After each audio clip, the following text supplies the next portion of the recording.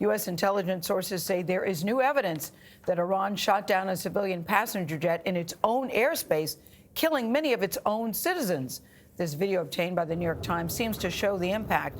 And you can see a bright flash in the sky, which our sources tell us was actually the explosion of 2 surface-to-air missiles. Surveillance cameras picked up a shower of debris from the Ukrainian plane that crashed just after takeoff from Tehran's main airport, killing all 176 people on board. It happened just hours after Iran's missile attack on U.S. troops in Iraq. Tehran denies it shot down the aircraft. It invited the U.S. to send an investigator to the scene. We're covering all the angles of this story. Chris Van Cleave has new information on the investigation. But first, we go to Elizabeth Palmer in Tehran, who has just been to the site of the crash.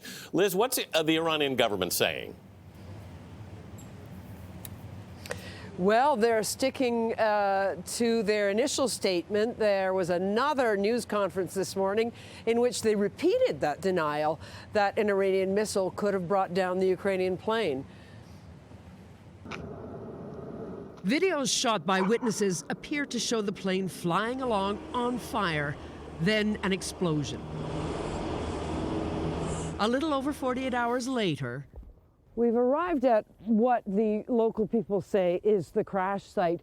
There are no guards here. Nobody tried to stop us coming in. In fact, there are people all over, some looking for things of value to take away, some just reflecting on what's happened. There isn't much of the plane left. Local people say that trucks, cranes showed up and took most of the pieces that were here away. Clearly, this is an impact crater behind me, another one over there, but they're empty.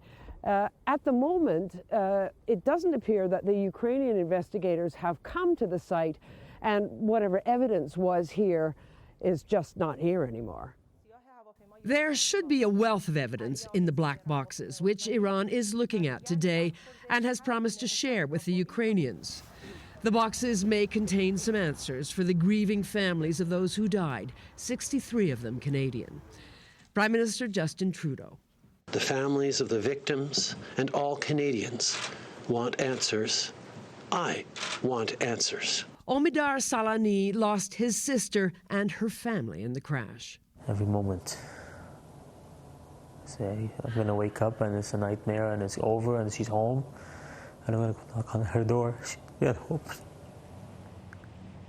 A veteran air accident investigator has told me that if this were the United States or, say, Europe, that crash site would never have been cleared so quickly. But the international regulations governing this sort of thing state clearly that Iran has a right to manage this investigation as it sees fit. Gayle?